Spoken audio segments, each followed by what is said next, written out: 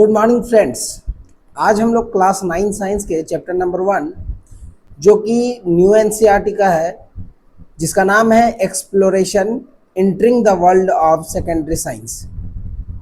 जैसा कि हम लोग जानते हैं कि हम लोग जो है वो सेकेंडरी क्लासेस में अब पढ़ रहे हैं। पहले हम लोग प्राइमरी क्लासेस में पढ़ते थे, अब सेकेंडरी क्लासेस में पढ़ रहे हैं। सेकेंडरी क्लासेस कहने का मतलब क्या है कि पहले हम लोग जो है वो सिर्फ इंफॉर्मेशन लेते थे और थोड़ा बहुत दुनिया को जानने का कोशिश करते थे।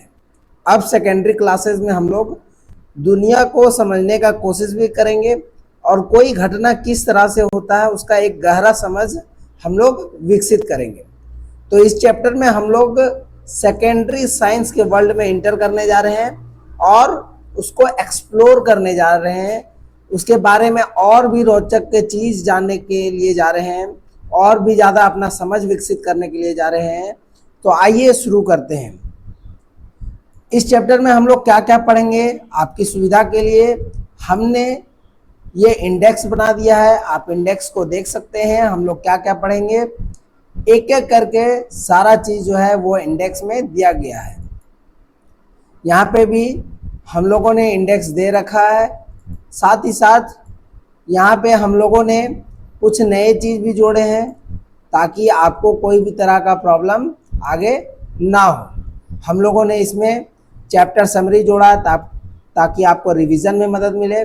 माइंड मैप दिया है, इम्पोर्टेंट डेफिनेशन और कीवर्ड्स के लिए एक अलग स्लाइड दे दिया है। एनसीईआरटी क्वेश्चन एंड आंसर जो इम्पोर्टेंट है वो हमने डाल दिया है। एमसीक्यू डाला है, असर्शन रीजन क्वेश्चन भी डाला है, short and long answer question डाला है। एक आपका फाइनल रिवीजन शीट भी देने का प्रयास किया गया है। साथ ही साथ आपके घर पर प्रैक्टिस करने के लिए कुछ प्रैक्टिस क्वेश्चन भी दिए गए हैं। तो ज़्यादा वक्त नहीं लेते हैं और चीज़ों को शुरू करते हैं और समझने का प्रयास करते हैं। दोस्तों, जैसा कि हम लोग जानते हैं कि हम लोग जो है वो न्यू एनसीईआरटी पर बेस्ड चैप्टर नंबर 1 को पढ़ रहे हैं। इस चैप्टर में हम लोग क्या देखेंगे, इस चैप्टर में हम लोग देखेंगे कि साइंस जो है वो किस तरह से हम लोग को एक्सप्लोर करने में, किसी चीज़ को खोजने में हम लोग का मदद करता है, चीज़ों को समझने में और उसके प्रति एक सेंस विकसित करने में हम लोग का क्या करता है, मदद करता है। इस चैप्टर में हम लोग देखेंगे कि साइंस क्या है, साइंटिस्ट कैसे एक्सप्लोर कर पाते हैं, कोई भी चीज़ों के लिए गहरी समझ विकसित कर पाते हैं और किसी चीज़ का खोज कर पाते हैं। मॉडल्स और एजम्पशन क्या होते हैं, रोल ऑफ मैथमेटिक्स क्या है साइंस में, साइंटिफिक लॉ एंड थ्योरीज क्या होता है और रियल लाइफ एप्लीकेशन भी हम लोग इस चैप्टर में देखेंगे। इस चैप्टर का उद्देश्य क्या होगा, इस चैप्टर का उद्देश्य होगा कि साइंस का मीनिंग और इम्पोर्टेंस को समझना। फिर है to explain how science uses exploration and models, ये एक्सप्लेन करना कि साइंस किस तरह से एक्सप्लोरेशन का यूज करता है और मॉडल्स का यूज करता है। To identify assumptions in models, हम लोग को ये आइडेंटिफाई करने सीखना है कि मॉडल्स में किस तरह से हम लोग एजम्पशन आइडेंटिफाई करते हैं, क्या क्या चीज़ों को लेकर के चलते हैं, तब जाकर के एक मॉडल का हम लोग निर्माण कर पाते हैं। Appreciate the role of mathematics in science, science में मैथमेटिक्स का रोल को क्या करना है, एप्रिसिएट हम लोग करना सीखेंगे। किस तरह से साइंस में मैथ यूज होता है वो सीखेंगे और साथ ही साथ हम लोग साइंटिफिक नॉलेज को रियल लाइफ एग्जाम्पल के साथ जोड़ने का के लिए भी हम लोग इसमें सीखेंगे। इस चैप्टर का सीधा सीधा उद्देश्य है कि आपको एक साइंटिस्ट की तरह सोचने में आपका क्या करना है, दिमाग को विकसित करना है। इसलिए बोला गया है think like a scientist, scientist के तरह सोचो, explore like a curious mind. और एक क्यूरियस माइंड, एक जिज्ञासु दिमाग, एक जिज्ञासु बुद्धि की तरह आपको क्या करना है, एक्सप्लोर करना है चीज़ों को, उसके बारे में जानना, उसके बारे में एक गहरी समझ विकसित करनी है। सबसे पहले हम लोग समझते हैं कि ये जो वर्ड आ रहा है एक्सप्लोरेशन, इसका एग्जैक्ट मीनिंग क्या होगा, लेकिन उससे पहले हम लोग साइंस की डिफिनेशन को समझने का प्रयास करेंगे कि साइंस क्या होता है। साइंस क्या होता है, साइंस थिंकिंग और इन्वेस्टिगेटिंग करने का क्या है, एक तरीका है। क्या चीज थिंक करेंगे और क्या चीज हम लोग थिंक करेंगे। देखिए, हम लोग के आसपास जो भी घटना हो रहा है उस घटना के बारे में जानकारी हासिल करते हैं हम लोग कि आखिरकार ये घटना कैसे हो रहा है। तो उस घटना के बारे में जो जानकारी हासिल कर रहे हैं हम लोग, तो उसको कहते हैं इन्वेस्टिगेशन। और फिर वो जो जानकारी इकट्ठा की है उससे हम लोग क्या करते हैं, एक चीज सोचते हैं, हमारे दिमाग में कुछ चीज चलता है। जैसे मान करके चलिए कि कुछ दिन पहले जमीन बंजर था, फिर धीरे धीरे उसमें घास उगा, घास उगने के बाद उस खेत को आप बनाया गया जिसमें हम लोग फसल उगा रहे हैं। ऐसा कुछ आपके सामने सिचुएशन रखा गया है। तो अब आप इस प्रक्रिया को समझने के लिए कि किस तरह से बंजर भूमि जो है वो एक खेत में तब्दील हो गया, इसके लिए आप क्या करेंगे, इन्वेस्टिगेशन करेंगे कि आखिरकार ये जो प्रक्रिया हुई बंजर खेत से लेकर के उपजाऊ भूमि तक, तो ये प्रक्रिया कैसे हुई। तो साइंस क्या है, वे ऑफ थिंकिंग है, सोचने का तरीका है और चीजों को खोजने का तरीका है। ये हम लोग को मदद करता है दुनिया को समझने में। तो किस तरह से मदद करता है, बाय आस्किंग क्वेश्चन, क्वेश्चन पूछ करके, ऑब्जर्वेशन बना करके, और जो भी हम लोग के पास सबूत होते हैं, साक्ष्य होते हैं, उसकी मदद से आंसर उसका फाइंड करके ये हम लोग को क्या करता है, दुनिया को समझने में मदद करता है। अब समझते हैं एक्सप्लोरेशन क्या है।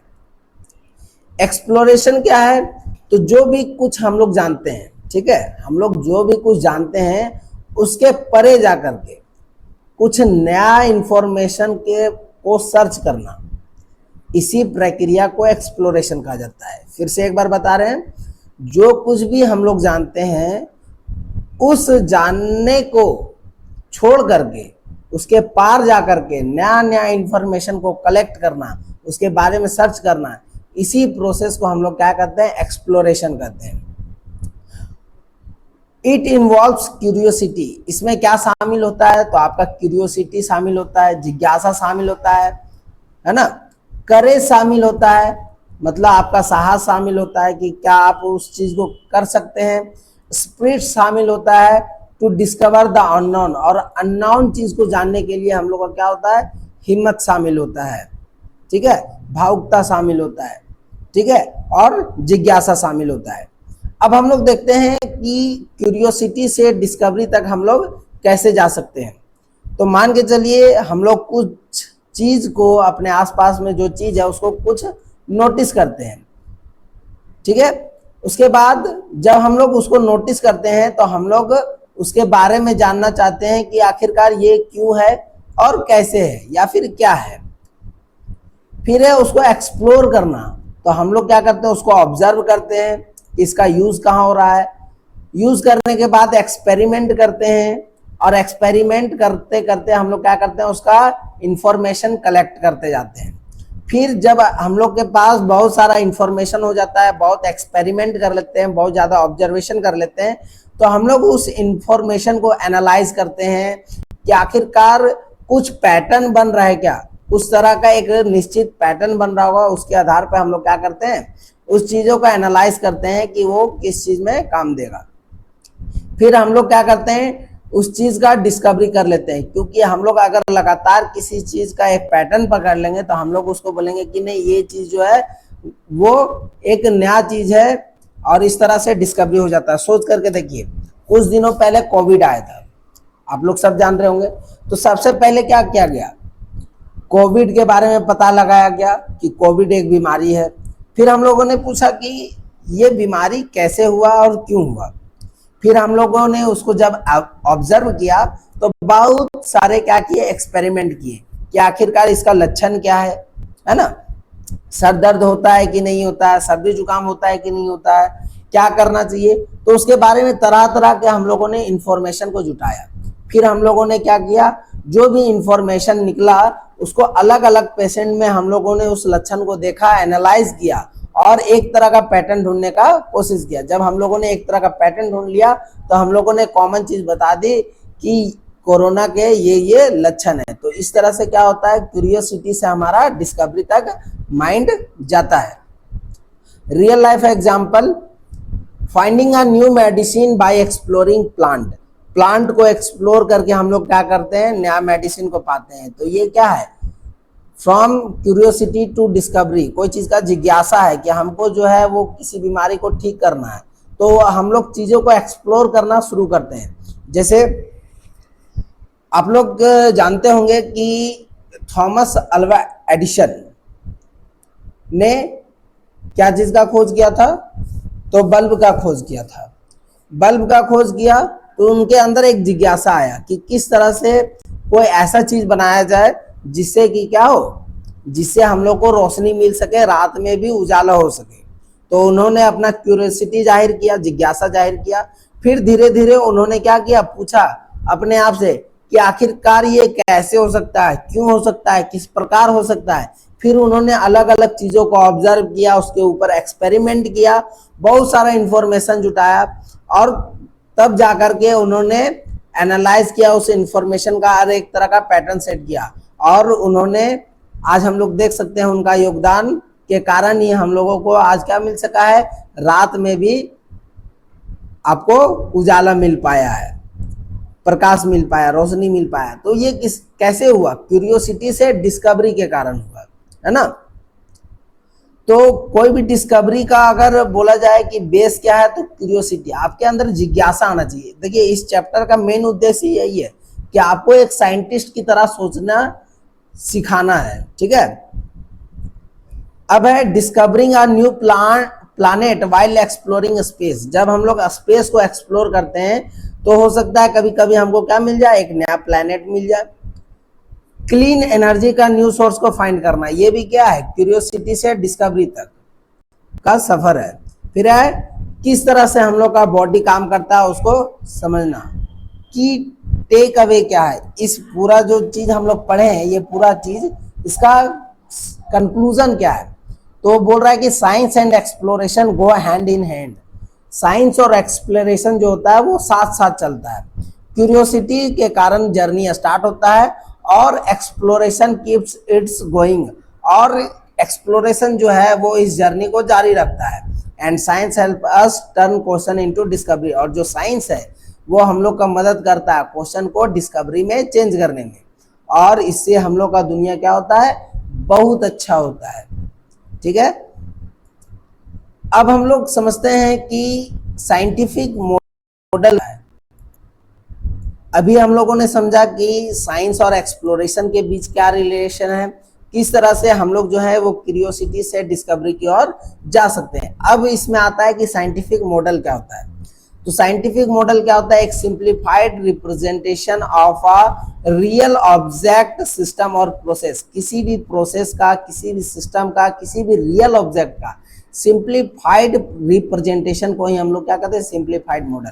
इसको ऐसे समझिए, हम लोग का पृथ्वी क्या है, बहुत बड़ा है। हम लोग का पृथ्वी क्या है, बहुत बड़ा है। और जब इतना बड़ा पृथ्वी है तो उसके बारे में अगर हम लोग को रिसर्च करना, उसके बारे में जानकारी लेना है, तो साइंटिस्टों ने क्या किया, उसके लिए एक ग्लोब बना दिया। ग्लोब क्या है, एक सिंप्लीफाइड रिप्रेजेंटेशन है किसका, तो एक साइंटिफिक मॉडल है अर्थ का। और इस पर हम लोग क्या कर सकते हैं, बैठे बैठे आज हम लोग जो है वो हर एक कॉन्टिनेंट को देख सकते हैं कि कौन सा कॉन्टिनेंट का क्या लोकेशन है, कौन सा ओशियन का कहाँ लोकेशन है। तो साइंटिफिक मॉडल क्या होता है, ये एक तरह का किसी भी चीज को दिखाने का एक बहुत ही आसान तरीका होता है। ये साइंटिस्ट को हेल्प करता है, किसमें हेल्प करता है, तो अंडरस्टैंड करने में, एक्सप्लेन करने में, और प्रिडिक्ट नेचुरल फेनोमेना, मतलब जो भी प्राकृतिक घटना हो रही है उसको समझने में, उसको विस्तार करने में, है ना, और उसका प्रिडिक्शन करने में, उसका भविष्यवाणी करने में, ठीक है। तो एग्जाम्पल ऑफ साइंटिफिक मॉडल्स क्या है, तो देखिए यहाँ पे अभी कि ये सोलर सिस्टम का क्या है, एक मॉडल है। फिर है मॉलिक्यूल का ये क्या है, मॉडल है। फिर हम लोग वेदर फोरकास्टिंग के लिए क्या बनाते हैं, एक तरह का मॉडल बनाते हैं। ह्यूमन बॉडी को अगर समझना है तो उसका भी मॉडल बनाया गया है। ब्रिज अगर कोई हम लोग बड़ा बनाते हैं तो उसके लिए पहले एक छोटा ब्रिज बना लेते हैं, उसके बाद फिर जाकर के उसमें देखते हैं, टेस्ट करते हैं, ऑब्जर्वेशन करते हैं, तब जाकर के हम लोग जो है वो बड़े लागत के साथ, बड़े पूंजी के साथ एक बड़ा निर्माण को अंजाम देते हैं, जिससे कि हम लोग का पैसा भी बचता है और काम भी सही ढंग से होता है। ठीक है, तो मॉडल का कैरेक्टरिस्टिक क्या है?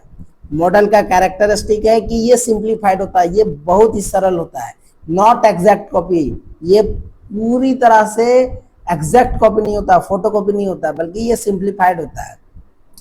They are based on observation and assumption, ये जो होता है वो ऑब्जर्वेशन में हम लोग किसी भी चीज को देखते हैं तो क्या चीज उससे हम लोग एनालाइज करते हैं, उसी को ऑब्जर्वेशन करते हैं। फिर एजम्पशन, क्या फिर हम लोग उसको मान करके चलते हैं, है ना, कोई भी चीज हम लोग देखते हैं ऐसा होगा, है ना। They help to understand complex things easily, ये जो है वो कॉम्प्लेक्स थिंग को आसानी से समझने में हेल्प करता है। They can be tested and improved, ये जो मॉडल्स होता है उसको टेस्ट किया जा सकता है और इम्प्रूव भी किया जा सकता है। ऐसा नहीं कि एक बार जो बन गया सो बन गया, उसमें इम्प्रूवमेंट हो सकता है समय के साथ। They help in making prediction, ये प्रिडिक्शन को बनाने में भी क्या करता है, हेल्प करता है। वाई आर मॉडल्स इंपॉर्टेंट, अब जो हम लोग पढ़ रहे हैं कि मॉडल्स क्या है, फिर हम लोगों ने देखा कि मॉडल का कैरेक्टरिस्टिक क्या है, अब देखते हैं कि मॉडल्स जो है वो इंपॉर्टेंट क्यों है। They make complex idea simple and easy to study, ये क्या करता है, कॉम्प्लेक्स आइडिया, जो भी जटिल विचार होता है हम लोग को, उसको क्या करता है, एक सिंपल और इजी मेथड में चेंज करता है। They help in explaining and predicting events, event को एक्सप्लेन करने में और उसका प्रिडिक्शन करने में भी हेल्प करता है।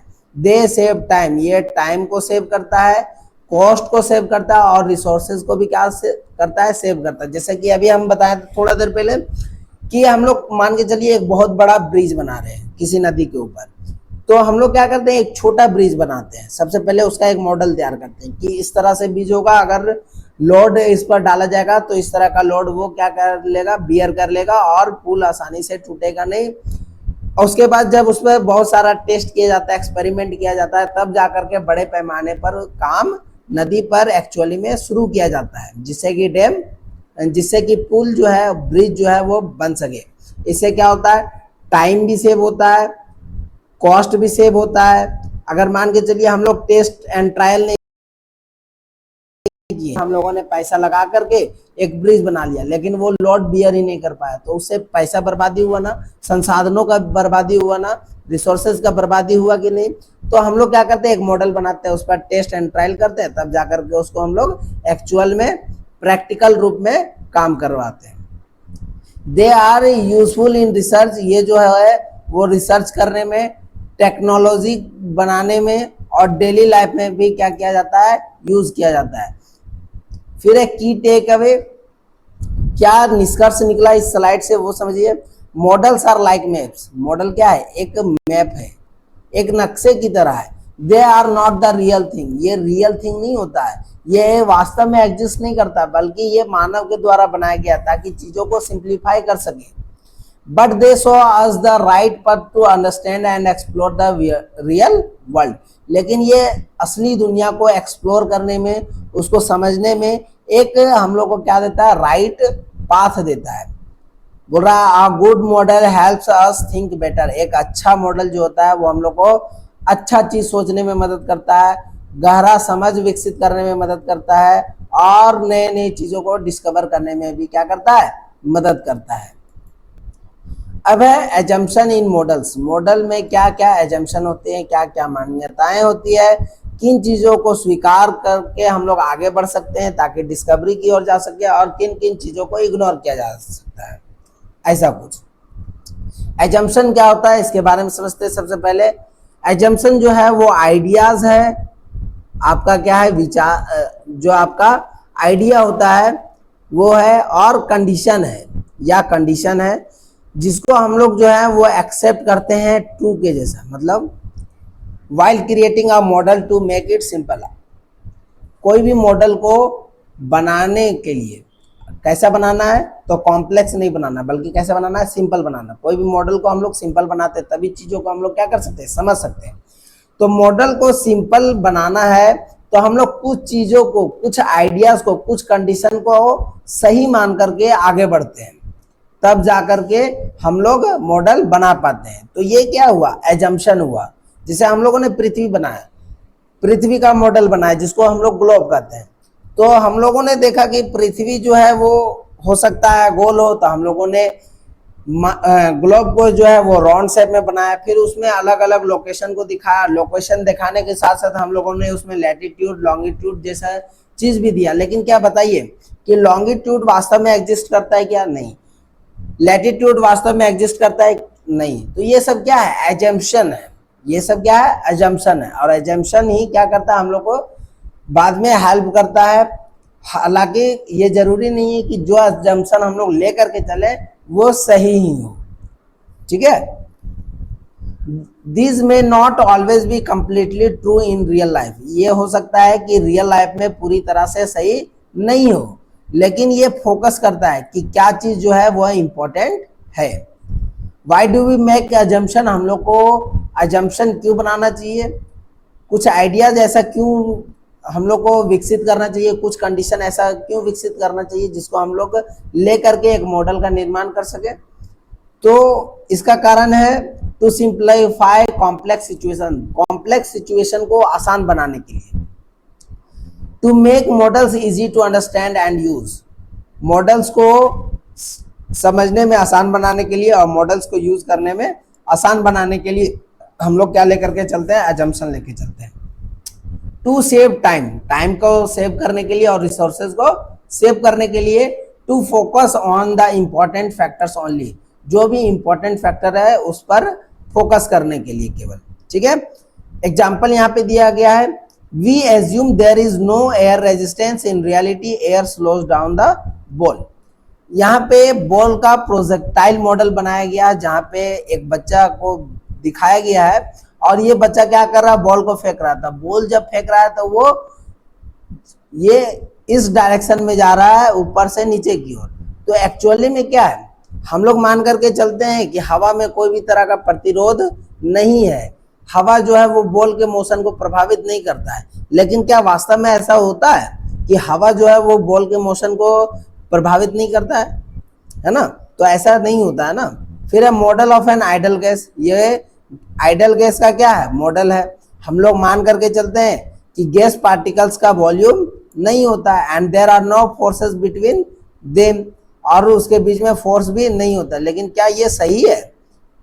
ये सही नहीं है। सबका इस दुनिया में जो भी मैटर है सबका क्या होता है? वॉल्यूम होता है और सबके बीच। लेकिन हम लोग मान करके क्या चलते हैं कि गैस का वॉल्यूम नहीं होता है ना, और गैस के बीच में फोर्स, इंट्रैक्शन फोर्स जो है वो नहीं होता। लेकिन ये कंप्लीटली सही नहीं है। हम लोग देखिए वेदर फोरकास्ट मॉडल में क्या है? हम लोग एज्यूम करते हैं कि इनिशियल डाटा जो हम लोग को जो शुरुआती डाटा मिला वो करेक्ट है और कंडीशन भी सेम बना रहेगा कुछ देर के लिए।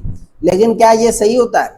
अभी आप लोग देखते होंगे कि आप लोग जहां रहते होंगे वहां भी आपके मोबाइल में तुरंत नोटिफिकेशन आता है अगर बारिश होने वाला होगा या किसी भी तरह का तूफान आने वाला रहता होगा, तो आपके पास मैसेज आ जाता है कि अगले 2 घंटे में बारिश होने की संभावना है। लेकिन क्या ये जो आपको इंफॉर्मेशन मिला है वो हर टाइम सही होता है? तो नहीं होता है, हर टाइम सही नहीं होता है। हो सकता है कि साइंटिस्ट जो है वो कुछ देर के लिए उस लक्षण को देखा होगा, है ना, जो फैक्टर्स डिपेंड करता है बारिश को लाने के लिए, उस फैक्टर्स को एनालाइज किया होगा तो पता चला होगा कि बारिश हो सकती है। लेकिन कभी कभी ये चेंज भी कर सकता है ना। ये फ्रिक्शनलेस प्लेन का क्या है? मॉडल है। हम लोग मान करके चलते हैं कि इसका जो है वो फ्रिक्शन नहीं है, लेकिन रियलिटी में क्या ऐसा होता है क्या? जो भी चीज मोशन में होता है सबके पास कुछ ना कुछ फ्रिक्शन होता है ना। कोई भी ऐसा चीज नहीं है कि कोई अगर चीज मोशन में है लेकिन फ्रिक्शन नहीं है। फ्रिक्शन होगा, लेकिन हो सकता है फ्रिक्शन जो है वो नेग्लिजिबल हो, नजरअंदाज किया जा सकता है। तो एजम्पशन में हम लोग सब चीजों को लेकर के नहीं चलते, सिंपल बना सकता है। जो कंडीशन हम लोग के मॉडल को सिंपल बना सकता है वैसे चीजों को लेकर के हम लोग चलते हैं, ताकि और ये भी ध्यान रखना है कि ये जो अजम्पशन होता है वो जरूरी नहीं है कि हर बार सही हो, ठीक है। इंपॉर्टेंट पॉइंट क्या है?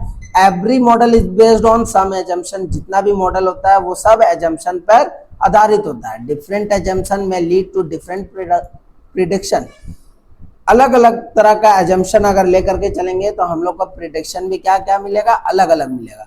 Good scientist know the limits of their models, एक अच्छा साइंटिस्ट जो होता है वो अपने मॉडल का लिमिटेशन जानता है। अब जैसे फिर से एग्जांपल लेते हैं कि अर्थ पर हम लोग रहते हैं, तो ये रियल लाइफ सिचुएशन हो गया। अब जब हम लोगों ने ग्लोब बनाया तो क्या ग्लोब में भी कोई रहते हैं? नहीं ना, तो उसमें क्या है, लिमिटेशन है, उसमें क्या है, लिमिटेशन है। तो एक अच्छा साइंटिस्ट जो होता है वो क्या करता है, वो अपना मॉडल का लिमिटेशन जानता है। As we learn more we improve our models and assumption, जैसे जैसे हम लोग और सीखते हैं वैसे वैसे हम लोग अपना मॉडल को और भी अच्छा करते हैं, और जो भी हम लोग का एजम्पशन होता है, जो भी हम लोग शुरुआत में आइडियाज लेकर के चलते हैं या कंडीशन लेकर के चलते हैं, उसको भी सुधारने का कोशिश करते हैं। की टेक अवे क्या है यहाँ पे, मतलब इस पूरा स्लाइड में हम लोगों ने क्या सीखा, देखिए पूरे चैप्टर में कुछ हम लोगों ने इसी तरह से किया है कि सबसे पहले चीजों को समझाने का प्रयास किया, फिर उसका एक कंक्लूजन बनाया है जिसको की टेक अवे नाम दिया गया है। ठीक है, assumption are the building blocks of model. Assumption क्या होता है, कोई भी मॉडल का बिल्डिंग ब्लॉक है। ठीक है, मतलब सबसे छोटा चीज है। अगर कोई भी मॉडल बना रहे हैं तो उसके लिए हम लोग को कुछ ना कुछ चीज मान करके चलना होगा। They help us start our understanding, ये हम लोग का अंडरस्टैंडिंग को समझने में हेल्प करता है। लेकिन रियल दुनिया में ये हो सकता है, but real world observation and experiments, लेकिन जो असली दुनिया होता है उसका ऑब्जर्वेशन और एक्सपेरिमेंट हम लोग को क्या करता है, help us make them better, उसको अच्छा बनाने में मदद करता है। रियल वर्ल्ड कैसा होता है, तो ये कॉम्प्लेक्स होता है। हम लोग कुछ जब दुनिया को देखते हैं तो कुछ अजम्पशन बना लेते हैं, फिर हम लोग जब अजम्पशन बना लेते हैं तो हम लोग को अगर कोई चीज़ डिस्कवर करना है तो उसके लिए हम लोग क्या करते हैं, मॉडल बनाते हैं कि इस मॉडल को देख करके हम लोग इसको बाद में एनालाइज कर सकते हैं। उसके बाद जो है वो क्या होगा, मॉडल बनाने के बाद हम लोग उस पर टेस्ट करते हैं, और टेस्ट में अगर वो फेल्यूर हो जाता है तो उसको इम्प्रूव करने का प्रयास करते हैं। अगर वो पास हो जाता है तो फिर वही एजम्पशन को हम लोग आगे लेकर के बढ़े। अब जो है वो है एग्जाम्पल 1.1 क्रिकेट शॉट। क्या है, क्रिकेट शॉट। तो ये बैट्समैन है, बैट्समैन साहब हैं, वो क्या कर रहे हैं, वो एक बॉल को हिट कर रहे हैं, क्रिकेट बॉल को क्या कर रहे हैं, हिट कर रहे हैं। The ball travels through the air and lands on the ground, और ये जो बॉल है वो एयर के थ्रू ट्रेवल कर रहा है और ग्राउंड पे जाकर के लैंड कर रहा है, जमीन पर जाकर के गिर रहा है। रियल वर्ल्ड फैक्टर में देखिए, in real life many factors affect the motion of the ball. अगर रियल लाइफ में बात करें तो बहुत सारा फैक्टर ऐसा है जो कि बॉल के मोशन को क्या करता है, अफेक्ट करता है, प्रभावित करता है। जैसे बॉल का मोशन किस पे डिपेंड करेगा कि उसका स्पीड क्या है, डायरेक्शन ऑफ बॉल क्या है, डायरेक्शन ऑफ हिट क्या है, ग्रेविटी कैसा है, एयर रेजिस्टेंस क्या है, विंड स्पीड क्या है, शेप और कंडीशन क्या है बॉल का, और spin off the ball, ball spin कर रहा है कि नहीं कर रहा। तो ये सब फैक्टर कुछ हो सकता है जो कि बॉल के मोशन को अफेक्ट करे। मेकिंग अ सिंपल मॉडल, अब हम लोग एक सिंपल मॉडल बनाते हैं। To study the motion easily, मोशन को आसानी से समझने के लिए साइंटिस्ट जो है वो एजम्पशन बनाते हैं। जैसा कि हम लोगों ने पीछे सीखा कि साइंटिस्ट कोई भी मॉडल बनाते हैं तो उसके लिए पहले क्या बनाते हैं, एक रियल लाइफ में जो भी हम लोग ऑब्जर्व करते हैं उसके आधार पर कुछ एजम्पशन बनाते हैं, कुछ आइडिया बनाते हैं या कुछ कंडीशन बनाते हैं। फिर उस पर आधारित हम लोग क्या करते हैं, एक सिंपल मॉडल बनाते हैं। सिंपल मॉडल कैसे बनाते हैं, तो ये क्रिकेटर है, मान के चलिए क्रिकेटर जो है यहाँ से शॉट मारा और शॉट मार करके ये बॉल जो है वो मैक्सिमम हाइट को यहाँ छुआ होगा यहाँ पर, और फिर यहाँ से फिर जाकर के बॉल जो है वो नीचे गिर गया। अब इस चीज़ों को हमको बताने के लिए हम लोग फिजिक्स में हम लोग क्रिकेटर को नहीं छापेंगे या विकेट को नहीं छापेंगे और पूरा पिच को उसका नहीं दिखाना, बल्कि क्या दिखाना है कि यहाँ पे क्रिकेटर खड़ा है और यहाँ से जो है वो बॉल मोशन में आया और यहाँ पे जो है उसका मैक्सिमम हाइट गया बॉल का, और फिर डॉटेड लाइन कर करके हम लोग दिखा देंगे कि यहाँ जमीन पे गिर गया। तो ये एक सिंप्लीफाइड मॉडल है क्रिकेट शॉट का। अब इसके लिए जरूरी नहीं है कि हम लोग क्रिकेटर का फोटो छापें, विकेट का फोटो छापें, पूरा ग्राउंड का फोटो छापें, तो ऐसा हम लोग नहीं करेंगे, बल्कि क्या करेंगे, उसका एक सिंपल तरीका ढूंढेंगे कि इस तरह से हम लोग दिखा सकते हैं। अब जैसे हम लोग कार के मोशन को समझना, हम लोगों को कार का मोशन समझना, तो इसका मतलब ये थोड़ी है कि हम लोग जाकर के असली कार देखेंगे, उसके बाद फिर असली कार का मोशन में देखेंगे, नाप नाप करके आपको दिखाया जाएगा। अभी उस सिचुएशन में हम लोग नहीं पहुंचे। हम लोग क्या करेंगे, अभी आपको बोर्ड पर सिंपल डायग्राम बना करके, है ना, या छोटा छोटा कार आपका कार टॉयज जो है खरीद करके उससे मोशन को समझाने का प्रयास किया जाएगा। तो ये सब मॉडल, सिंपल मॉडल क्या है, तरीका है, ताकि चीजों को आपको आसानी से समझ में आए बिना उसको कॉम्प्लेक्स किए। ठीक है, तो साइंटिस्ट क्या करता है, जंक्शन बनाता है, मॉडल क्रिएट करता है। No air resistance, no wind, तो इसमें क्या बनाया है कि एयर रेजिस्टेंस नहीं है। साइंटिस्ट जो लेकर के चला है क्रिकेट शॉट को कि एयर रेजिस्टेंस नहीं होगा, विंड का प्रभाव नहीं देखने को मिलेगा। Ball is treated as point object, size is ignored, उसका साइज को इग्नोर करेगा, क्योंकि अगर बॉल वास्तव में इतना बड़ा है तो ऐसा नहीं है कि हम लोग को कॉपी में अगर डायग्राम उसको बनाना है तो इतना बड़ा बॉल बनाएंगे, नहीं, उसको पॉइंट साइज में दिखाएंगे कि इतना बड़ा क्या है, बॉल है। ठीक है, तो साइज को वो इग्नोर करेगा। हाँ, उसका मास का जो भी न्यूमेरिकल वैल्यू है उसको लिखा जाएगा। ठीक है, कांस्टेंट ग्रेविटेशनल फोर्स है, और ये भी मान करके रखा जाएगा कि ग्रेविटेशनल फोर्स जो इस पर लगा है वो क्या है, कांस्टेंट है। अब व्हाई मेक दिस एजम्पशन, ये एजम्पशन क्यों बनाया जाता है, ताकि कैलकुलेशन को आसान कर सके हम लोग। जो इम्पोर्टेंट फैक्टर है उसी पर ध्यान हम लोग केंद्रित कर सके, और क्या कर सके, जो हम लोग प्रिडिक्शन करते हैं उसको और भी आसान बना सके और भी सटीक बना सके।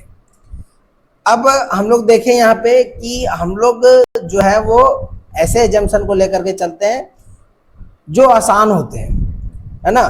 तो दो तरह के हम लोग फैक्टर को दिमाग में रखते हैं, एक इम्पोर्टेंट फैक्टर, एक इग्नोर्ड फैक्टर। इम्पोर्टेंट फैक्टर क्या होता है, जो हमको मॉडल बनाने में सहायता करता है, और इग्नोर्ड फैक्टर क्या है, वैसा जो कि मॉडल बनाने में सहायता नहीं करता है। मतलब साइंटिस्ट जो है वो ऐसा बिलीव करता है कि इसका जरूरत नहीं है।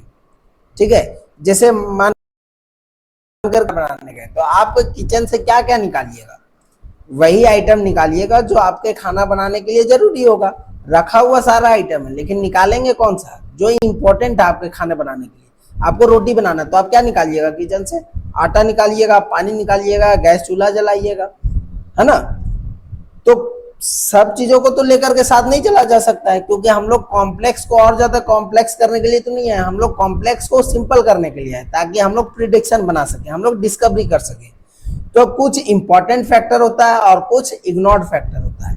तो क्रिकेट शॉट वाला में देखिए तो उसमें इंपॉर्टेंट क्या है, इनिशियल स्पीड इंपॉर्टेंट है, एंगल ऑफ प्रोजेक्शन, किस एंगल से जो है वो बॉल उठा हुआ है और जाकर के धरती पर गिरा, ग्रेविटी क्या है, इग्नोर्ड क्या है, तो एयर रेजिस्टेंस को इग्नोर किया गया है, विंड स्पीड को इग्नोर किया गया है, बॉल कितना टर्न हुआ उसको इग्नोर किया गया है, और बॉल का शेप और साइज को इग्नोर किया गया है।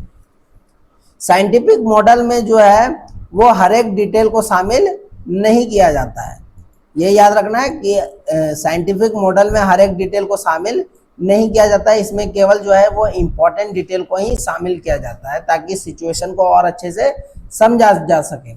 साइंटिस्ट जो है वो सबसे पहले सिंपल मॉडल का यूज करते हैं, और बाद में उसके साथ अलग अलग तरह का फैक्टर को जोड़ते हुए एक एक करके मॉडल को और भी ज्यादा रियलिस्टिक बनाने का कोशिश करते हैं। ये सब जो एग्जाम्पल बताया जा रहा है उससे क्या क्या मदद हम लोग को मिला, तो हम लोग को मदद मिला कि किस तरह से हम लोग जो है वो किसी भी चीज का एक मॉडल तैयार कर सकते हैं। तो मॉडल बनाने का तरीका क्या है, कोई भी चीज का, तो मॉडल बनाने का तरीका है, सबसे पहले आप लोग फैक्टर डिसाइड कीजिए कि आप लोग जिस चीज का मॉडल बनाना चाहते हो उसमें जरूरी फैक्टर क्या है। मोस्ट इंपॉर्टेंट फैक्टर को आप एक जगह लिखिए, इग्नोर्ड फैक्टर क्या क्या नजरअंदाज कर रहे हैं आप उसको भी एक जगह रखिए। फिर उसमें टेस्ट एंड ट्रायल कीजिए, जो आप लोगों ने मॉडल बनाया है उस मॉडल में टेस्ट एंड ट्रायल जब आप करोगे तो आपको समझ में आएगा नहीं ये चीज हम लोगों ने सही माना है, ये चीज हम लोग नहीं माने थे इसीलिए हम लोग का रिजल्ट गलत आ रहा है। तो कुछ इसी तरह से साइंटिस्ट भी करते हैं। फिर है एक्टिविटी 1.1 लेट अस मॉडल। चलो अब हम लोग जो है वो एक मॉडल बनाने का क्या करेंगे, प्रयास करेंगे। अब bicycle rider travels from home to school. एक बाइसाइकिल राइडर जो है वो क्या करता है, होम से स्कूल की ओर जाता है। 1 minute.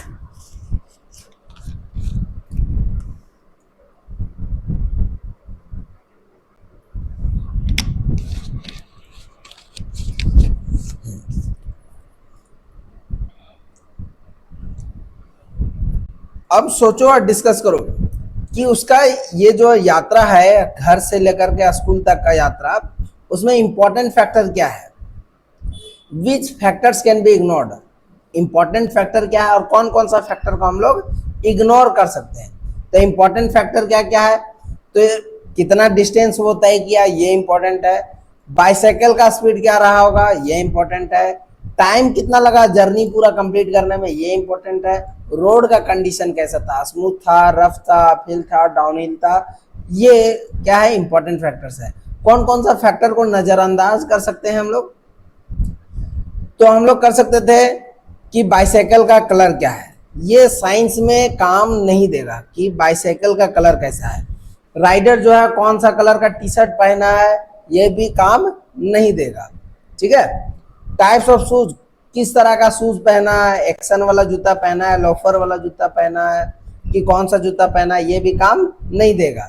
Number of trees on the road sides, road के किनारे कितने ट्रीज लगे हुए हैं ये भी काम नहीं देगा अगर हम लोग को इसका यात्रा को समझना है तब। अब है व्हाट डू वी लर्न, हम लोगों ने क्या सीखा। अब model includes only the important factor, model में क्या होता है केवल इंपॉर्टेंट फैक्टर जो है वो शामिल होता है, केवल क्या होता है इंपॉर्टेंट फैक्टर शामिल होता है। It leaves out the factors that do not affect the result, जो क्या बोल रहा है, it leaves out the factors that do not affect the result, result को प्रभावित नहीं करने वाला फैक्टर्स को छोड़ दिया जाता है ताकि जो हम लोग का स्टडी है वो सिंपल बन सके और आसान बन सके। एक क्लासरूम चैलेंज है, create a simple model for the following activities. ये 3 एक्टिविटीज आपके सामने दिया गया है, तीनों एक्टिविटीज का आपको क्या बनाना है, एक सिंपल मॉडल बनाना है। लिस्ट द इंपॉर्टेंट फैक्टर्स, सबसे पहले आपको इंपॉर्टेंट फैक्टर बनाना है और आप लोगों ने जिसे नजरअंदाज किया जिस फैक्टर को उस पर भी क्या बनाना है, एक लिस्ट बनाना है। गोइंग टू स्कूल, स्कूल जा रहे हैं तो उस टाइम में आपने क्या क्या इंपॉर्टेंट फैक्टर्स को ऑब्जर्व किया जिससे कि आप लोग मॉडल तैयार कर रहे हैं, ठीक है। और क्या क्या चीज़ों को आप लोगों ने इग्नोर किया, प्लेइंग फुटबॉल, फुटबॉल खेल रहे हैं उसका, और कुकिंग राइस, राइस पकाते हुए। की लर्निंग क्या है, मतलब क्या सीखे अभी तक, तो इसमें हम लोग सीखे कि एक अच्छा मॉडल जो है उसमें केवल वही फैक्टर शामिल होते हैं जो क्या करते हैं रिजल्ट को प्रभावित कर सकते हैं, और वैसे फैक्टर्स को इग्नोर किया जाता है जो कि रिजल्ट को अफेक्ट नहीं कर सकते हैं, ठीक है। बाद में टेस्ट एंड ट्रायल अगर चलेगा तो हो सकता है कि जिसको हम लोगों ने इग्नोर लिस्ट में डाला था वो हो सकता है बाद में इंपॉर्टेंट फैक्टर भी बन जाए, ये ध्यान देने वाली बात है। अब है साइंटिफिक लैंग्वेज। अब जब हम लोग देख रहे हैं कि हम लोग जो है वो मॉडल बनाए, सबसे पहले हम लोगों ने देखा कि किस तरह से हम लोग का यात्रा शुरू होता है, हम लोग के अंदर क्यूरियोसिटी पैदा होता है, क्यूरियोसिटी के बाद हम लोगों ने देखा कि किस तरह से डिस्कवरी हम लोग करते हैं, उसके बाद हम लोगों ने देखा कि हम लोग किस तरह से मॉडल बनाते हैं, मॉडल बनाने के लिए हम लोग को एजम्पशन लेकर के चलना पड़ता है, किन सब चीज़ों को हम लोग इग्नोर कर सकते हैं और किन सब चीज़ों को हम लोग क्या कर सकते हैं शामिल कर सकते हैं ताकि हम लोग मॉडल बना सकें। अब ये सब जब मॉडल हम लोग बना लेंगे तो एक दूसरे से कम्युनिकेट करने के लिए, मतलब समझिए कि इंडिया का साइंटिस्ट को अगर जापान के साइंटिस्ट के साथ कम्युनिकेट करना है तो वो तो हिंदी में करेंगे नहीं, क्योंकि हिंदी हम लोग जानते हो सकता है वो नहीं जानता हो, इंग्लिश उन लोग जानता हो सकता है हम लोग नहीं जानते हो, लेकिन हमारा साइंटिस्ट क्या है बहुत दिमाग वाला है। तो उसके लिए क्या होगा, उसके लिए एक साइंटिफिक लैंग्वेज बनाया गया ताकि जो चीज हम लोग जाने वही चीज उन लोग भी जाने। ठीक है, तो जैसे हम लोग कहते हैं फोर्स, तो फोर्स का सिंबल हम लोग एफ लिखते हैं। तो उन लोग के पास भी अगर हम लोग कागज भेजें कि ये देखिए एफ है हमारे पास, तो उन लोग भी समझेगा नहीं फोर्स के बारे में बात कर रहा है, मास के बारे में एम। तो ये साइंटिफिक क्या है, साइंटिफिक लैंग्वेज होता है। क्या बोल रहा है, clear words lead to clear ideas. अगर वर्ड क्लियर होगा तो इससे क्लियर आइडिया भी निकलेगा। Scientist across the world, world भर के, दुनिया भर के जितने भी साइंटिस्ट है वो एक स्पेशल लैंग्वेज का यूज करते हैं जिसको हम लोग साइंटिफिक लैंग्वेज कहते हैं। इट इज प्रिसाइज, ये बहुत आसान होता है, संक्षेप में होता है, क्लियर होता है, स्पष्ट होता है और यूनिवर्सल होता है जिसको पूरा दुनिया वाला मानता है।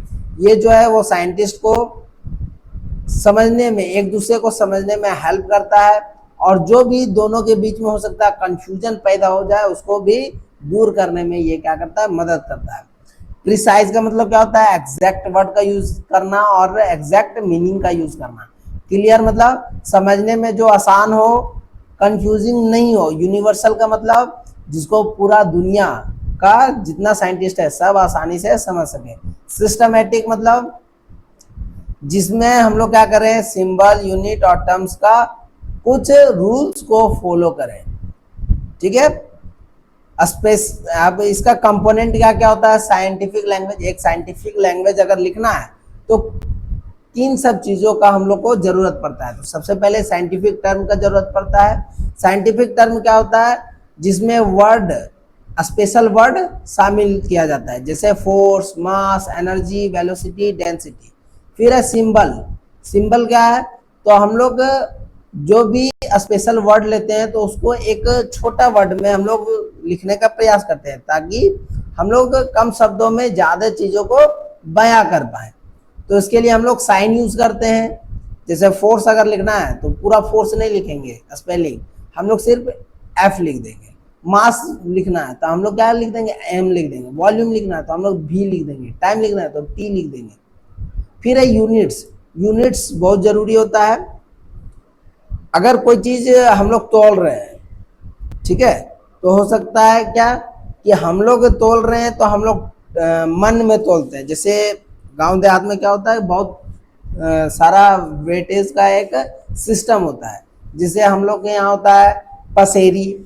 आप लोगों को शायद पता नहीं होगा पसेरी क्या है, लेकिन अगर हम अभी बोले 5 kg तो आप लोग को तुरंत समझ में आया, अच्छा 5 किलो का बात कर रहे हैं। लेकिन अगर हम पसेरी अगर बोलेंगे तो आपको तो समझ में नहीं आया, जापान के लोगों को समझ में नहीं आया, न्यूजीलैंड के लोगों को समझ में नहीं आएगा, ब्रिटेन के लोगों को समझ में नहीं आएगा, अमेरिका के लोगों को समझ में नहीं आएगा। लेकिन अगर हम किलोग्राम बोलेंगे तो उसको तुरंत समझ में आया, अच्छा मास के बारे में बात कर रहा है। अगर हम लोग मीटर के बारे में बात करेंगे तो वो तुरंत समझ जाएगा, अच्छा ये लेंथ के बारे में बात कर रहा है। तो ये यूनिट होता है किसी भी चीज को नापने के लिए। जैसे फोर्स को नापना है तो किस में नापेंगे, फोर्स को तो न्यूटन में नापेंगे। मास को नापना है केजी में नापेंगे। एनर्जी को नापना है तो किस में नापेंगे, जूल में नापेंगे। वेलोसिटी को नापना है किस में नापेंगे, मीटर पर सेकंड में। डेंसिटी को नापना है तो किस में नापेंगे, है ना। तो ये सब चीज है। फिर है नंबर। उसमें हम लोग नंबर, न्यूमेरिकल वैल्यू होता है ना, हर चीज का एक न्यूमेरिकल वैल्यू होता है कि आखिरकार ये आलू का बोरी, ठीक है, अगर कोई चीज चल रहा है तो कितना रफ्तार से चल रहा है ना। अगर कोई चीज लंबा है तो कितना लंबा है, तो उसका क्या होता है, न्यूमेरिकल वैल्यू होता है। तो ये 4 चीज इंपॉर्टेंट है, साइंटिफिक टर्म, सिंबल, यूनिट और नंबर। फिर है examples from daily life. Daily life से एग्जांपल को देखते हैं। हम लोग कहते हैं कि पानी गर्म है, तो साइंटिस्ट क्या कहते हैं, साइंटिस्ट कहते हैं temperature of water is 60 degree Celsius. Water का जो टेम्परेचर है वो 60 डिग्री सेल्सियस है। इसका मतलब ये देखिए, ये आपका नंबर आ गया, ये देखिए आपका यूनिट आ गया ना। टेम्परेचर को हम लोग टी से भी दिखा सकते थे, ठीक है। वी से आप बैग इज हैवी, हम लोग कहते हैं कि एक बैग जो है वो भारी है, लेकिन साइंटिस्ट क्या कहेंगे, साइंटिस्ट कहेंगे कि बैग का जो मास है वो 5 kg है। तो देखिए ये आपका क्या हुआ, साइंटिफिक टर्म यूज हुआ, यहाँ पे आपका नंबर यूज हुआ और यहाँ पे आपका यूनिट यूज हुआ कि नहीं। वी से ही रन्स फास्ट, हम लोग कहते हैं कि वह तेज दौड़ता है, लेकिन साइंटिस्ट क्या कहते हैं, हिज स्पीड इज 8 मीटर पर सेकेंड। तो देखिए ये स्पीड क्या है, एक तरह का साइंटिफिक टर्म है, ठीक है। और इसमें देखिए नंबर भी यूज किया गया है और उसका यूनिट भी यूज किया गया है, ठीक है। तो ये सब कंपोनेंट को आपको ध्यान में रखना है, क्या क्या है, फिर से एक बार रिपीट कर रहे हैं, साइंटिफिक टर्म, सिंबल, यूनिट और नंबर। अब जो है हम लोग होल सेंटेंस एग्जांपल लेते हैं और भी चीजों को गहराई से समझने का हम लोग क्या करते हैं, प्रयास करते हैं।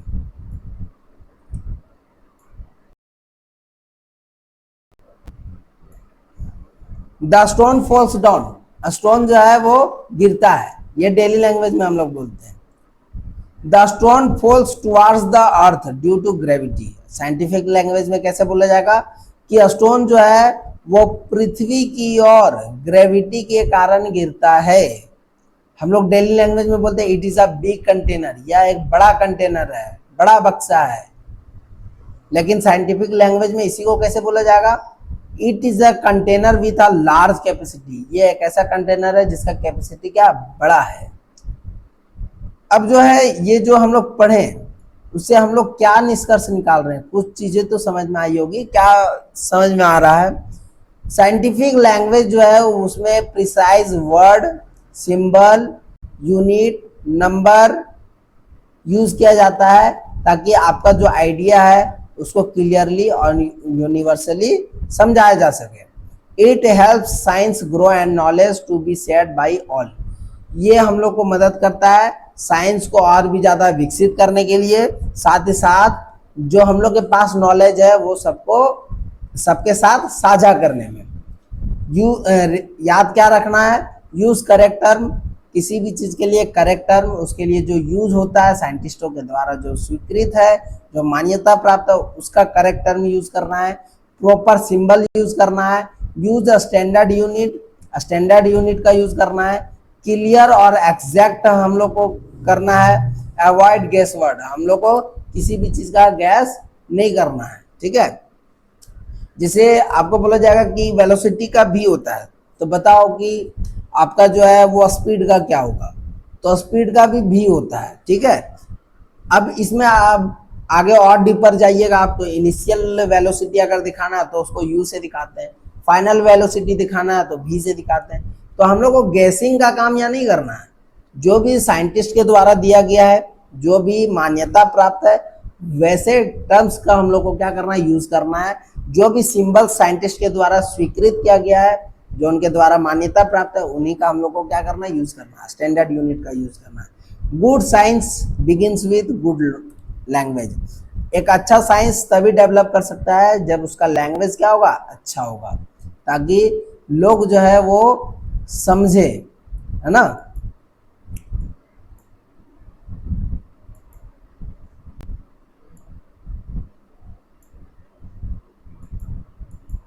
When everyone speaks the same scientific language, जब हर एक कोई सेम साइंटिफिक लैंग्वेज बोलेगा तो आइडियाज जो है वो और भी अच्छे से समझ में आएगा और जो डिस्कवरी है वो और भी ज्यादा क्या होगा, फास्टर होगा और भी तेजी से होगा डिस्कवरीज। अब हम लोग देखेंगे मैथमेटिक्स इन साइंस। साइंस में मैथमेटिक्स का क्या रोल है, क्यों यूज करते हैं, अगर मैथमेटिक्स नहीं होगा तो साइंस नहीं होगा क्या। तो अभी हम लोग देख रहे थे कि हम लोग जो है वो साइंस में कौन कौन चीजों कर, साइंटिफिक लैंग्वेज में क्या क्या यूज करते हैं। साइंटिफिक लैंग्वेज लिखने के लिए हम लोग को टर्म चाहिए, यूनिट चाहिए, नंबर चाहिए, सिंबल चाहिए। तो ये जो नंबर आ रहा है तो इस नंबर के साथ हम लोग, नंबर अगर आ गया दैट मीन्स मैथ आ गया। अब मैथ का हम लोग क्या करेंगे, तो किसी भी चीज को अगर मेजर करना है, मेजर करना जरूरी है, चीजों को अगर समझना है, जानना है कि कोई भी चीज कैसे हो रहा है तो मेजर करना पड़ेगा। तो साइंटिस्ट मेजर करते हैं, एनालाइज करते हैं, कैलकुलेट करते हैं ताकि प्रिडिक्शन को और भी ज्यादा आसान बनाया जा सके। हवा कितनी गति से आएगा, कितना विनाश कर सकता है कोई भी जगह का, तो कैसे कैलकुलेट होगा वो, उसके लिए एक लैंग्वेज चाहिए ना। तो वो लैंग्वेज कौन सा है, मैथमेटिक्स। तो आप लोग साइंस अगर पढ़िए तो ये मत सोचिए कि इसमें मैथ नहीं आ रहा, अरे यार मैथ बहुत कमजोर है, साइंस नहीं हो पाएगा हम लोग से, ऐसा भी नहीं सोचना है, साइंस भी होगा, मैथ भी होगा और मैथमेटिक्स का यूज साइंस में भी होगा। तो अगर आपको साइंस पढ़ना है तो थोड़ा सा मैथ में हमको क्या करना होगा, मेहनत एक्स्ट्रा करना होगा, ताकि साइंस वाली चीज़ों को जिसमें कैलकुलेशन आता है वैसे चीज़ों को हम लोग आसानी से कर पाए। बिना मैथमेटिक्स का साइंस को हम लोग ना ही एग्जैक्ट कर सकते हैं और ना ही एक्यूरेट कर सकते हैं।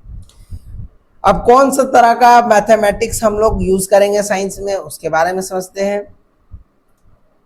तो हम लोग यूज करेंगे यहाँ क्या, हम लोग यूज करेंगे अरिथमेटिक मैथमेटिक्स, मतलब कुछ वैसा ऑपरेशन जिसको हम लोग एडिशन के नाम से जानते हैं, सब्ट्रैक्शन के नाम से जानते हैं, मल्टीप्लिकेशन के नाम से जानते हैं, डिवीजन के नाम से जानते हैं। तो ये सब चीज़ का यूज करेंगे हम लोग साइंस में।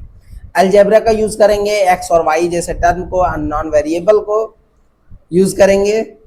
ज्योमेट्री का यूज करेंगे, शेप को, साइज को, एंगल्स को, स्पेस को समझने का प्रयास करेंगे। ट्रिग्नोमेट्री भी यूज करेंगे, ट्रिग्नोमेट्री आपका क्लास 10 में है, उसको भी हम लोग यूज करना सीखेंगे। कैलकुलस का यूज करेंगे, आगे के हायर क्लासेस में जाइएगा तो आपको मैथ में कैलकुलस सिखाया जाएगा, और ये कैलकुलस का बड़ा बड़ा कैलकुलेशन करने में बहुत हेल्पफुल होता है। ये आपको बड़े क्लास में सिखाया जाएगा 11-12 में।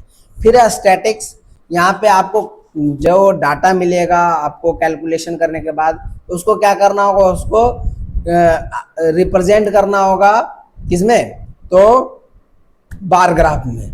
ये स्टैटिक्स होता है, ठीक है।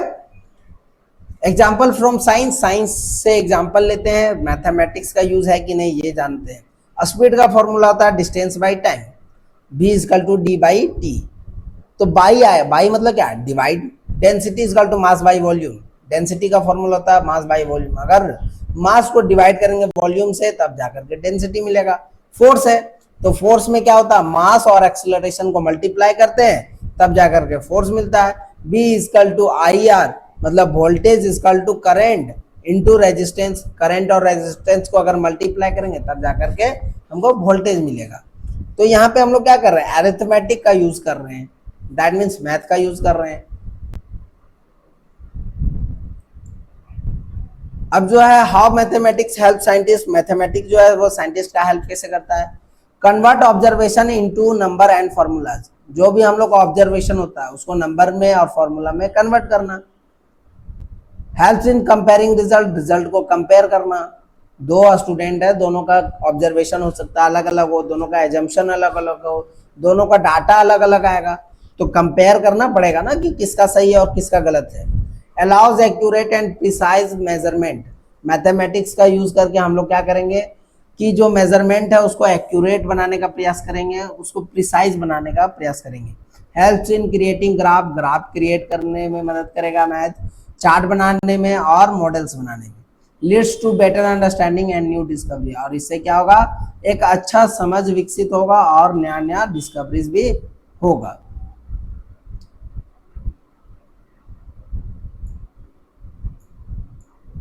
की टेक अवे क्या है, तो मैथमेटिक्स जो है वो क्या करता है, साइंस को एग्जैक्ट और प्रिडिक्टिव और पावरफुल बनाता है, और ये जो आइडियाज है उसको रिजल्ट में चेंज करता है। रियल लाइफ कनेक्शन के साथ जोड़ करके देखें, from launching a satellite to building a bridge, मतलब ब्रिज बनाने से लेकर के सैटेलाइट उड़ाने तक, लॉन्च करने तक मैथमेटिक्स यूज किया जाता है। बिना मैथमेटिक्स के साइंटिफिक अचीवमेंट नामुमकिन है, इम्पॉसिबल है, क्योंकि इसमें कैलकुलेशन करना पड़ता है कि किस स्पीड से जाएंगे तब जाकर के जो है वो ऑर्बिट में हम लोग का सैटेलाइट घूम पाएगा। इसके लिए कैलकुलेशन चाहिए, कैलकुलेशन किससे आएगा, मैथ से आएगा। Remember, math gives a structure to science, याद रखना है कि मैथ जो है वो साइंस का स्ट्रक्चर देता है। Every formula tales a story, जितना भी फॉर्मूला है वो एक स्टोरी बताता है। Good science needs a good math, एक अच्छा साइंस को एक अच्छा मैथ का जरूरत है। दैट मीन्स हम लोग समझ सकते हैं math is the base of the science, math is the language of the science. Math अगर नहीं होगा तो साइंस को हम लोग व्यक्त नहीं कर पाएंगे, ठीक है। अब हम लोग जो है वो एक बहुत ही अच्छे साइंटिस्ट जो कि भारतीय मूल के साइंटिस्ट थे, जिनका नाम था मेघनाथ साहा। मेघनाथ साहा एक बहुत ही ब्रिलियंट इंडियन एस्ट्रोफिजिस्ट थे। एस्ट्रो मतलब खगोल, चांद तारा इस सब के बारे में जो पढ़ते हैं, फिजिस्ट मतलब जो फिजिक्स को पढ़ते हैं, तो ये एस्ट्रोफिजिस्ट है, मतलब एस्ट्रोनॉमी को किसके साथ जोड़ दिए, फिजिक्स के साथ जोड़ दिए, ठीक है, एस्ट्रोनॉमी को फिजिक्स के साथ जोड़ दिए, इसीलिए इनका नाम क्या है, इसीलिए ये क्या है, एस्ट्रोफिजिस्ट कहलाता है, ठीक है। इनका जन्म 6 अक्टूबर 1893 को हुआ था। डेथ ये जब हुए थे तो 16 फरवरी 1956 तारीख था। ये एक टीचर थे, राइटर थे, इंस्टीट्यूशन बिल्डर थे, मतलब बहुत सारे इंस्टीट्यूशन को इन्होंने बिल्ड किया था, बहुत ऐसे शिक्षा केंद्र खोले थे और एक ग्रेट रिसर्चर थे, है ना, मतलब साइंस में इनका कंट्रीब्यूशन ज्यादा रहा होगा, तभी तो आज हम लोग इसको पढ़ पा रहे हैं। मेजर कंट्रीब्यूशन क्या है, तो इन्होंने एक इक्वेशन दिया था, साहा आयनाइजेशन इक्वेशन, कब दिया था, 1920 में। He developed an equation to explain how elements gets ionized in the hot gases of star. ये जो है वो एक ऐसा इक्वेशन को डेवलप किए थे जो ये बताता है कि किस तरह से एलिमेंट जो है वो आयनाइज्ड होता है हॉट गैसेस, स्टार के हॉट गैसेस में। दिस वर्क से हेल्प साइंटिस्ट अंडरस्टैंड, ये बताता है साइंटिस्ट को हेल्प किस में करता है कि स्टार्स का अलग अलग कलर क्यों दिखता है, how temperature affects the ionization of gases in star, stars में जो गैसेस होते हैं उनका आयोनाइजेशन जो होता है उसमें टेम्परेचर किस तरह से इफेक्ट करता है, प्रभावित करता है। How he simplified complex system, ये जो है वो किस तरह से कॉम्प्लेक्स सिस्टम को क्या किए, सिंप्लीफाई किए। He treated stars as hot gases, ये स्टार्स को कैसे ट्रीट किए, हॉट गैसेस से ट्रीट किए, जो कि किससे बना हुआ है, एटम्स और आयन से। आयंस क्या होता है, चार्ज होता है, प्लस माइनस चार्ज होता है, न्यूट्रल चार्ज भी होता है। तो ये स्टार को स्टार के जैसे ट्रीट नहीं किए, बल्कि ये ट्रीट किए हॉट गैसेस से, जो कि किससे बना हुआ है, एटम्स और आयन से। यूज साइंटिफिक मॉडल्स, उन्होंने एक साइंटिफिक मॉडल बनाया और जो है उसका यूज किया, मैथमेटिक्स और बहुत सारा एजम्पशन, उसमें बहुत सारा उन्होंने मैथमेटिक्स लगाया, बहुत सारा उन्होंने एजम्पशन लिया और उसके बारे में रिसर्च करना शुरू किया। उन्होंने बहुत सारा ट्रायल किया होगा, देखा होगा, ऑब्जर्वेशन किया होगा, तब जाकर के उन्होंने इक्वेशन बनाया जिसको आज हम लोग यूज करते हैं। His work allowed scientists to predict the physical condition in a star. इनका जो वर्क है वो साइंटिस्ट को ये प्रिडिक्ट करने में हेल्प करता है कि स्टार का फिजिकल कंडीशन कैसा है, which can not be study directly, जिसको डायरेक्टली नहीं पढ़ा जा सकता है। वाई इज ही इम्पोर्टेंट, ये इम्पोर्टेंट क्यों है, ये जो है वो साइंस, एस्ट्रोनॉमी और फिजिक्स को कनेक्ट करने वाले साइंटिस्ट हैं। ये पहले ऐसे साइंटिस्ट हुए जो कि स्टार्स के स्पेक्ट्रा को एक्सप्लेन किए। His work laid the foundation of modern astrophysics. Modern astrophysics का ये इन्होंने क्या रखा, आधार रखा, फाउंडेशन रखा। आज जो हम लोग मॉडर्न एस्ट्रोफिजिक्स पढ़ रहे हैं, जो साइंटिस्ट मॉडर्न एस्ट्रोफिजिक्स पढ़ रहे हैं, वो किनका देन है, वो इन्हीं का देन है। आज पहले वो जाकर के रिसर्च किया, ऑब्जर्वेशन किए, तभी तो लोग और भी देखें और सीखें और उनके जैसा बनने का प्रयास कर रहे हैं। Inspired generation of scientist in India and the world और इंडिया भर के साइंटिस्ट को इन्होंने क्या किया है, इंस्पायर किया। अवार्ड्स एंड अचीवमेंट, जीवन में बहुत सारे अवार्ड इनको मिले हैं, बहुत सारा अचीवमेंट इनका रहा है। तो क्या क्या अवार्ड और अचीवमेंट रहा है, तो ये FRS मतलब रॉयल सोसाइटी के फेलो थे और ये कहाँ है, लंदन में 1927 में। Elected member of the Indian science Congress, Indian science Congress के ये इलेक्टेड मेंबर भी रह चुके थे। मेंबर ऑफ पार्लियामेंट, राज्यसभा के ये मेंबर भी थे। Founder of the Indian association for the cultivation of science, IACS के ये क्या थे, फाउंडर थे। Build the institute of nuclear physics at the university of Calcutta, Calcutta university में इन्होंने क्या बनाया, एक इंस्टीट्यूट बनाया है, किसका, तो न्यूक्लियर फिजिक्स का। इसलिए इनको टीचर कहा गया, एस्ट्रोफिजिस्ट कहा गया और इंस्टीट्यूशन बिल्डर कहा गया, है ना, लीडर कहा गया, इसीलिए कहा गया। अब मेघनाथ शाह जो है वो आज भी क्या है, एक उनका जो इक्वेशन दिया गया वो आज भी क्या है, पूरी दुनिया में ये जो उनका फॉर्मूला था, जो भी उनका इक्वेशन था, उनका इक्वेशन पूरी दुनिया में आज भी एस्ट्रोफिजिस्ट यूज करते हैं। His work helps scientists determine the temperature and composition of star. Star के कंपोजिशन और टेम्परेचर को समझने के लिए, साइंटिस्ट को समझने के लिए ये क्या करता है, साहा का जो इक्वेशन है वो हेल्प करता है। तो सोचिए उस टाइम में 1920 में कंडीशन कैसा था भारत का, और किस तरह से उन्होंने जो है वो अपने क्यूरियोसिटी को जगाया और कुछ ऐसा दे दिया जिसका यूज जो है वो पूरा दुनिया आज भी कर रहा है। Meghnath साहा's brilliant use of scientific models and mathematics help us understand the stars and universe better। तो मेघनाथ साहा का जो ब्रिलियंट यूज था साइंटिफिक मॉडल का और मैथमेटिक्स का, वो हम लोग को ये समझने में कि स्टार और यूनिवर्स कैसा है उसको बेटर समझने के लिए क्या उन्होंने किया, साइंटिफिक मॉडल्स का यूज किया और मैथमेटिक्स का यूज किया, और जिसका यूज आज दुनिया भर के साइंटिस्ट कर रहे हैं। अब है एसआई यूनिट एंड स्टैंडर्डाइजेशन। मतलब एसआई यूनिट क्या होता है और स्टैंडर्डाइजेशन क्या होता है, ये लास्ट टॉपिक होगा, क्योंकि ये वीडियो हो सकता है बहुत लंबा बन गया होगा, तो ये लास्ट टॉपिक पढ़ाया जाएगा। उसके बाद इसका जो है वो पार्ट 2 भी आएगा और पार्ट 3 भी हो सकता है कि आएगा, क्योंकि अभी बहुत सारी चीज़ों को इसमें समझाना बाकी है। एसआई जो है इसका मतलब क्या होता है, सिस्टम इंटरनेशनल, मतलब इंटरनेशनल सिस्टम है ना, जिसको पूरा दुनिया के लोग स्वीकार करता है। It is the modern system of measurement, ये मेजरमेंट का क्या है, मॉडर्न सिस्टम है। It is used in all countries for scientific work, जो भी साइंटिफिक वर्क है उसको करने में अलग अलग कंट्री जो है, दुनिया भर का कंट्री जो है वो यूज करता है। It makes communication easy and avoid confusion, ये कम्युनिकेशन को आसान बनाता है और किसी भी कंफ्यूजन को दूर करता है। वाई स्टैंडर्डाइजेशन इज इम्पोर्टेंट, सबसे उससे पहले देख लेते हैं कि कुछ बेसिक एसआई यूनिट्स होता है जिसको फंडामेंटल एसआई यूनिट भी कहते हैं। जैसे लेंथ है, तो लेंथ का एसआई यूनिट क्या होता है, जिसको पूरी दुनिया मानता है, मीटर। यूनिट सिंबल कैसे दिखाते हैं, स्मॉल एम। इंस्ट्रूमेंट क्या यूज करते हैं, तो मीटर, स्केल और टेप। मास है तो मास को किलोग्राम में नापते हैं, सिंबल क्या है, केजी। इंस्ट्रूमेंट कौन सा है, बीम बैलेंस। टाइम है सेकंड में नापेंगे, छोटा इससे दिखाएंगे। स्टॉप वॉच ये क्लॉक से नापते हैं। इलेक्ट्रिक करंट एम्पियर उसका एसआई यूनिट है, बड़ा ऐसे दिखाते हैं उसका सिंबल, और एमीटर से नापते हैं। टेम्परेचर है तो एसआई यूनिट केल्विन है, यूनिट सिंबल के है। इंस्ट्रूमेंट जो यूज किया जाता है थर्मोमीटर, अमाउंट ऑफ सब्सटेंस किसी में नापना है तो उसका एसआई यूनिट मोल होता है और यूनिट सिंबल MOL होता है।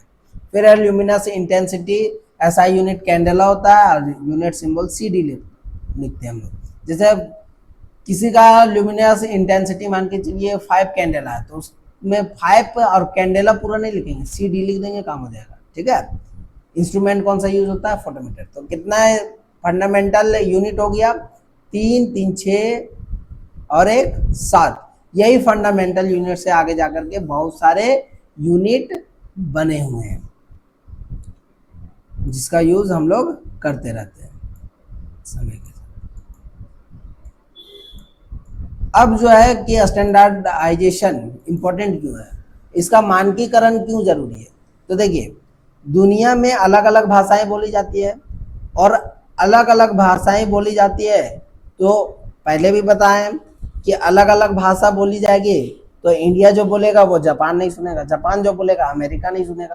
तो उसको रिजॉल्व करने के लिए किसी चीज को स्टैंडर्डाइजेशन करना जरूरी है, ताकि सभी लोग बातों को समझ पाए और आसानी से समझ करके उसका यूज जो है वो दुनिया को और अच्छा बनाने में करे। इंश्योर एक्यूरेसी, इसका जो स्टैंडर्डाइजेशन है वो इम्पोर्टेंट क्यों है, ताकि एक्यूरेसी को इंश्योर किया जा सके, रिलायबिलिटी को बढ़ाया जा सके, भरोसा और जो सटीकता उसको बढ़ाया जा सके, उसको इंश्योर किया जा सके। Allow scientist world wide to understand and compare result को कंपेयर करने में और वर्ल्ड वाइड को आसानी से समझने में साइंटिस्ट का ये क्या करता है, अलाउ करता है। Avoid difference due to different units और मेथड, अलग अलग यूनिट का यूज करना और अलग अलग मेथड का यूज करने से ये क्या करता है, बचाता है स्टैंडर्डाइजेशन। पता चला इंडिया वाला कुछ और कर रहा है, जापान वाला कुछ और कर रहा है। इसेंशियल फॉर टेक्नोलॉजी, टेक्नोलॉजी का के लिए बहुत जरूरी है, ट्रेड के लिए जरूरी है, इंजीनियरिंग के लिए जरूरी है। ग्लोबल एक्सेप्टेंस, स्टैंडर्डाइजेशन होने से क्या होता है, ग्लोबल एक्सेप्टेंस किसी भी चीज़ का बढ़ जाता है। लगभग 95% कंट्रीज जो है वो एसआई यूनिट को स्वीकार करता है, और साइंटिफिक एक्सपेरिमेंट हो, रिसर्च हो, इंजीनियरिंग हो, इंडस्ट्रीज हो, उन सब चीज़ों में एसआई यूनिट का यूज़ किया जाता है। There have been international collaboration and safety. अगर किसी देश के साथ अगर सहयोग करना है ना, किसी भी तरह का पार्टनरशिप करना है, तो उसमें ये हेल्प करता है। सेफ्टी में भी ये क्या करता है, हेल्प करता है। Explain from daily life, daily life से एक्सप्लेन करते हैं इसको। Your height is measured in metre, हमारा हाथ का लंबाई अगर मेजर करना है तो किस में किया जाएगा, मीटर में। अगर वेट को मेजर करना है, किलोग्राम में। टाइम को अगर मेजर करना है, सेकेंड में। रूम टेम्परेचर को मेजर करना है, केल्विन में। इलेक्ट्रिक करंट को मेजर करना है तो एम्पियर में, कि कितना एम्पियर का करंट आ रहा है, जरूरत कितना है।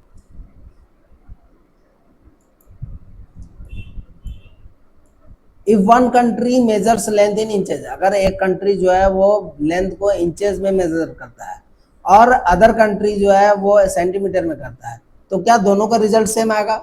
सोच करके देखिए, दोनों का रिजल्ट सेम नहीं आएगा। पूछेगा कितना आया रे, तो वो बोलेगा 42 इंच आया, ये बोलेगा मेरा तो 30 सेंटीमीटर आया, हो सकता है ना।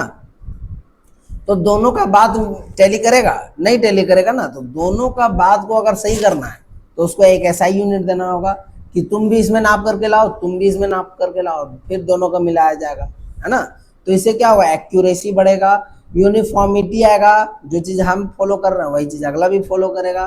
ग्लोबल अंडरस्टैंडिंग भी साइंस में क्या होगा, विकसित होगा। तो उम्मीद है कि ये जो क्लास है वो आपको अच्छा लगा होगा, समझने में आसान हुआ होगा, है ना। कोई भी तरह का कंफ्यूजन नहीं होगा। अगर आपको लगता है कि किसी भी तरह का कंफ्यूजन इसमें बाकी है तो आप लोग बिल्कुल वीडियो के नीचे कमेंट सेक्शन दिया रहता है, वहाँ पे कमेंट कर सकते हैं। किसी चीज़ को और भी बेटर तरीके से समझना है तो उस पर स्पेसिफिक वीडियो भी बनाया जा सकता है। आप लोग बस कमेंट में वो टॉपिक लिख दीजिएगा। बाकी उम्मीद है कि आपको ये वीडियो अच्छा लगा होगा। सभी चीज़ें बारीकी के साथ अच्छा से समझाने का मैंने प्रयास किया है। अगर फिर भी कोई तरह का दिक्कत होता है तो आप लोग कमेंट कर सकते हैं, मैं उसको दोबारा समझाने का भरपूर प्रयास करूंगा। तब तक के लिए बहुत बहुत धन्यवाद। अपना बहुमूल्य समय देने के लिए बहुत बहुत धन्यवाद। बहुत बहुत नमस्कार। मिलते हैं नेक्स्ट।